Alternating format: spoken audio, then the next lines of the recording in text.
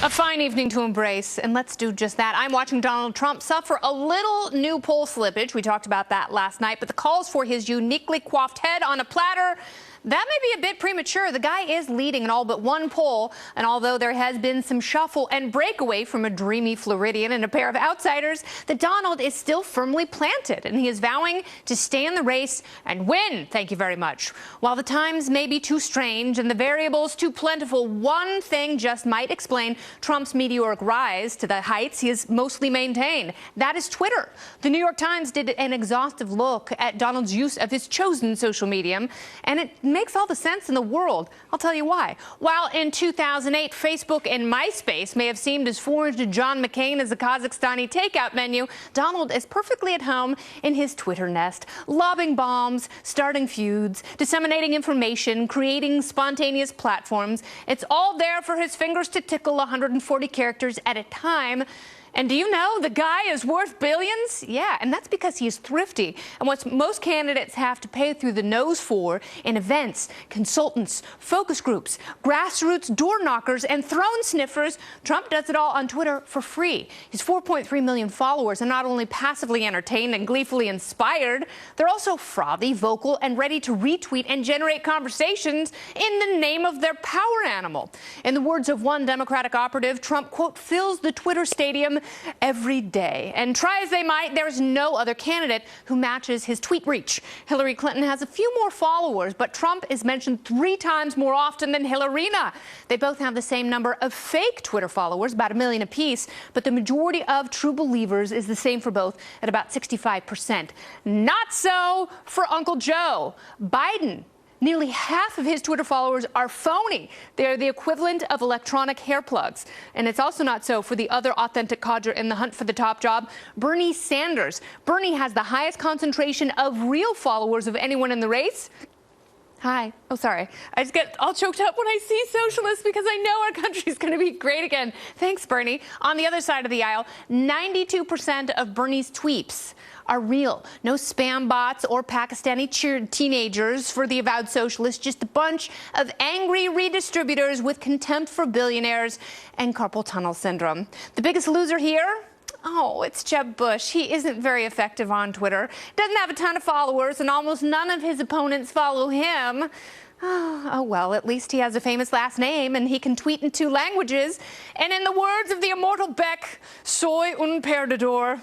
I'm a loser, baby. Sorry, Jeb. On the show tonight, insider trading rocks fantasy football. But this time, I won't get jail time. Is America about to enter a proxy war with Russia over Syria? Pete Hegseth has the answer on that. He's on deck, and I'm going to visit a New York Rangers practice rink to skate, interview, and fight with the stars of the NHL season. Or at least one of them. A good-natured one. Find out who it is. I'm Kennedy.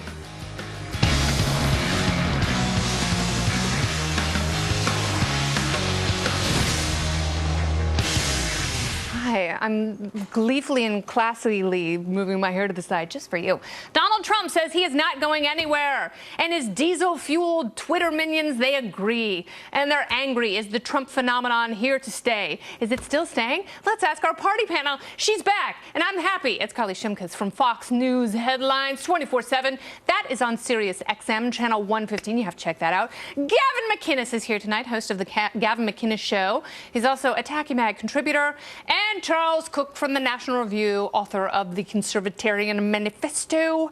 Hello, welcome, good evening. Well, thank you. Yes, kisses, smooches, air hugs all around. Oh, very nice. I love the affection. Thank you. As well. So, Charles, I know that you have come on this program at least 5 times and said that not only is Donald Trump not going to win the nomination, he's not going to win a single primary. I think we need to wager on this. What would you like to put on it? What would you like to put on it? Kidney?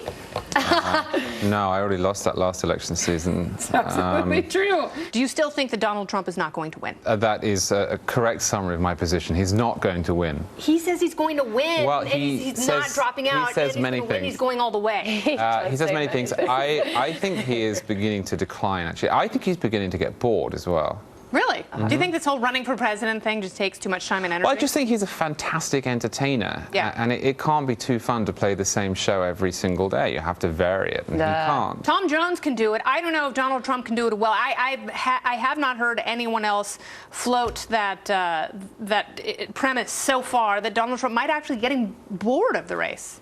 Well, when I predicted that he is going to go to the very, very end and then hand over the reins to Ted Cruz as an endorsement, it did occur to me that that might not happen, and he might just say, well, I'm already here, I'm going to win. Might as well. Guess what I think of that? I ain't mad at it. I'll take Trump. He has. He's no Cruz, but... I want that. Oh, wow. Is he going to make America great again, Gavin? Is that what you're saying? Could not do worse than Obama or any of the Democratic candidates. I will take him. At the very least, he'll hire people who are good for the job. I think a dictatorial leper who has a death wish and no morals would do better. His name's Mugabe, okay? Oh, he's not a leper. He is a horrible human, though. And he actually might be better than some of the Democratic what are you talking candidates. about? Business. America's about business. He gets business. Boom. We're not about community organizers. All right, very good, Acorn. So, Carly, is it Twitter that has propelled him? I mean, he's very good at Twitter. You have a really good point there, because if you ever look at his Twitter account, he's unbelievable. I mean, it's shocking how much this man tweets. I don't understand how he has any time to do anything else, but the media picks up on that, and then we're constantly reading what he's saying. And so that's a huge help for him. I think that this little blip in the radar in his polls is not a big deal. And the one thing that I'm sure of is he is a fighter, he's a winner, and he's not going to get out of this race until he's good and ready I don't think he's bored either. He's not ready to get out yet. Okay, but that's a really good point, because, you know, obviously there's going to be some movement in the polls. He's not going to stay in the stratosphere forever. He may wiggle and waggle a bit, but she's right. If he actually fights, if he puts out plans that are as solid as his tax plan, even though, and I have to say this, I don't agree with the guy. I think that he's a strange statist. His whole eminent domain, and there's so many areas where we completely disagree. I mean, it was diametric opposition, but having said that, if he fights, he will win. But here's where I disagree, is that the whole Donald Trump shtick relies upon his being in first place. Yeah. He can't do it from second or third. It's not going to work. Wow, the polls came out the other day and they showed me in third place. There's no bravado about that. That's true, but that's also why there's no way that he's bored right now, because this is the Donald Trump show. This is his moment to shine, and, he's going to live in this moment They said the same thing about Paul Tsongas. In a recent New York Times column, Maureen Dowd stated that on Beau Biden's deathbed, he urged his father Joe to run for president, saying, quote, the White House should not revert to the Clintons and the country would be better off with Biden values. Politico is now reporting that Joe Biden is the one who told that story to Dowd. For his part, the vice president reportedly says that story is wrong and he calls it offensive. So what's the truth? And could he have been making a calculation for a possible presidential run? Gavin, I would be very surprised if Joe Biden were so callous as to float a story like that and give it to a reporter to test the waters for a presidential run. And I'm a pretty cynical person. It's not a great start to a campaign. I use my dead son to further my career. Now, maybe if you get in the White House, you can go, I know that was really tacky, but we're here. But if you don't make it in, which he will not possibly ever get in, then you go, oh, I sold out my son and it didn't work. Shame. Just a blanket of self-disgust. I think he's getting in. I do too. What? Yeah, Biden? Yeah. Why wouldn't he? You mean getting in the race or winning? No, getting in the race. And he could win. Once he's in, he could win. Ask Charles. I think he would do quite well, but I think she's unstoppable. Do you think the Clintons floated this story to make Joe look bad? No, I think he may have done it himself. You think he called Maureen Dowd like, I have the best story for you. When Beau was dying, he wanted me to run for president. I'm not sure. How great is that? You wrap that up. Go ahead and give that gift to the world however you choose. I'm not convinced it would have happened quite like that. But maybe they run in the same social circles. Maybe he saw her at an event and he told her. And then she said, hey, can I write that up? And he said, yeah, sure. And I said, I have nothing left to lose.